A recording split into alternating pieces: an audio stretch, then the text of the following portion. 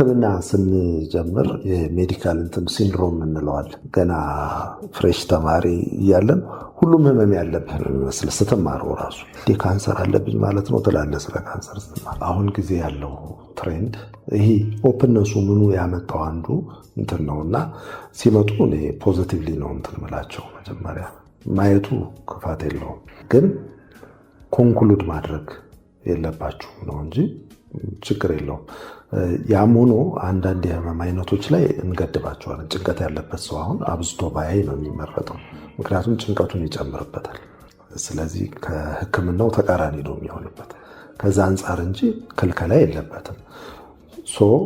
ባለሙያ እንዳልሆን በዛ ላይ አሁን ለምሳሌ ስለዚህ ቤት ብዙ ላውቅ እችላለሁ፣ አስተያየት ልሰጥ እችላለሁ ምናምን፣ ግን ኢንጂነር አለመሆኔ ማወቅ አለብኝ። ስለዚህ ይሄ ቤት በዚህ መንገድ ይሰራ እንደዚህ ይሁን ምናምን የሚል አስተያየት በጣም ውስን ነው መሆን ያለበት ማለት ነው። መደምደም የለብኝም ምንም ነገር ላይ ይህን እኮ እንዲያርገው ስለሰሩት ነው ምናምን ዝም አስተያየት ግን መደምደም ግን የለብኝም። ባለሙያ ግን ኮንክሉድ ቢያደርግ በዚህ ምክንያት ነው ይሄ በዚህ በኩል የሚያፈሰው፣ ስለዚህ በዚህ ነው የሚስተካከለው ቢል መቀበል አለብን ማለት ነው። ቤቴ ስለሆነ ብዬ አይመለከትህም አልለው። ያችንን ባውንደሪ እንዳያልፏት፣ ያችንን መስመር እንዳያልፏት ነው መጠንቀቅ ያለባቸው። ምንም ነገር ይሁን የነሱ አካል ነው የነሱ አእምሮ ነው፣ ግን ስቲል ከህመም አንጻር መወሰን የለባቸው እንጂ አሁን ብዙ ሰዎች ADHD ያለብን እንደዚህ እያሉ ይመጣሉ፣ ወይም ደግሞ ትሮማ ነው እንደዚህ ይላሉ። ሊሆን ይችላል፣ ግን ዞሮ ዞሮ መጠኑን ሁኔታውን ሕክምናውን ለባለሙያው መስጠት። ሕክምና ስንጀምር የሜዲካል ሲንድሮም እንለዋለን።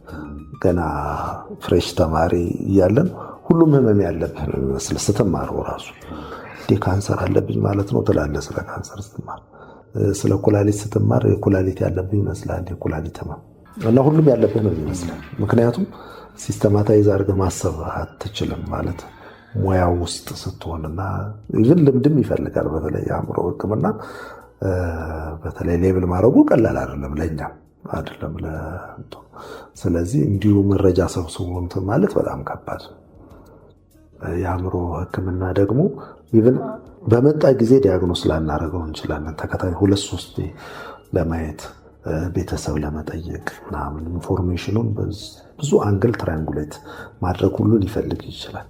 ምክንያቱም በዛ ነው እኛ ዲያግኖስ የምናደርገው። የተለየ ላቦራቶሪ ቴስት ወይ ራጅ ምናምን የለውም በአብዛኛው። ስለዚህ እዛ ላይ በጣም ከፍተኛ ጥንቃቄ ማድረግ ይፈልጋል። አንዳንዴ በክትትል ላይ ያለ ሞር ወደዚህ ደግሞ የማድላት ነገር በዚህ በኩል ብናየው ሁሉ እንላለን። ተለዋዋጭ ነገር ሊኖረው ይችላልና አእምሯችንም በጣም ዳይናሚክ ነው። ተለዋዋጭ ስለሆነ አንድ ቦታ ላይ ወስዶ ፊክስ ማድረግ በጣም አስቸጋሪ። ይሄ የሶሻል ሚዲያ አልጎሪዝሙ በራሱ እኛን ለማጥመድ ተብሎ ብዙ ኢንጂነሮች ተራቀውበት የሚዘጋጅ አልጎሪዝም ስለሆነ የአእምሯችን አሰራር ጋር ሊያጠምድ በሚችል አዲክቲቭ በሚሆን ደረጃ ታስቦበት ተጠንቶ ሙከራ ተደርጎበት የሚመጣ ስለሆነ በተናጠል ለብቻችን ራሱ አንዳንዴ ለማሸነፍ ከባድ ነው እና ከባድ ባላንጣ ነው ማለት ነው። ስለዚህ በብልጠት መሄድ አለብን። አንደኛ ሙሉ በሙሉ መራቅ ላንችል እንችላለን፣ የተመረጡ ነገሮችን ነው እና ሁልጊዜ ስናይ ግን ኮንሸስ ለመሆኑ መሞከር። የምናያቸው ነገሮች በብዛት ትሬንዳቸውን አይቶ ያንን ነው ፊድ የሚያደርገን አልጎሪዝሙ።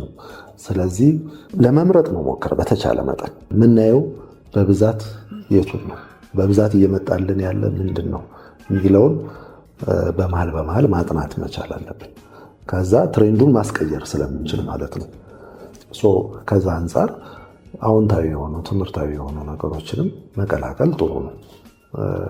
አእምሯችን ግን ሴንሴሽናል የሆኑ ነገሮችን ስለሚፈልግ ወደዛ ሊሄድብን ይችላል። ስለዚህ እኛ ኮንሽስሊ ነው ማለት ነው መታገል ያለብን እዛ ላይ። አንድ ያ ነው። ሁለተኛው ነገር ደግሞ ቀጥታ ከመጋፈጥ የጊዜ አጠቃቀማችን ላይ ትኩረት አድርገን ጊዜያችን በሌላም ነገር በደንብ እንዲያዝ ካደረግነው አትሊስት ያን ጊዜ ሰፊ ጊዜ ዲታች እናደርጋለን ማለት ነው። ስለዚህ አክቲቪቲዎች ሊኖሩ ይገባል ቀናችን ላይ። አለበለዛ ያው ሁልጊዜ እጃችን ላይ ስላለ ያወጣን እንትን ማለታችን አይቀርም፣ ይገፋፋናል። ስለዚህ ቀኑ ሙሉ ስራ ላይ የሚውል ሰው በስራ ቦታው ላይ ጨርሶ ያንን ነገር መጠቀም በማይችልበት ሁኔታ ራሱን እንትን ማድረግ ነፃ ማድረግ መቻል አለበት።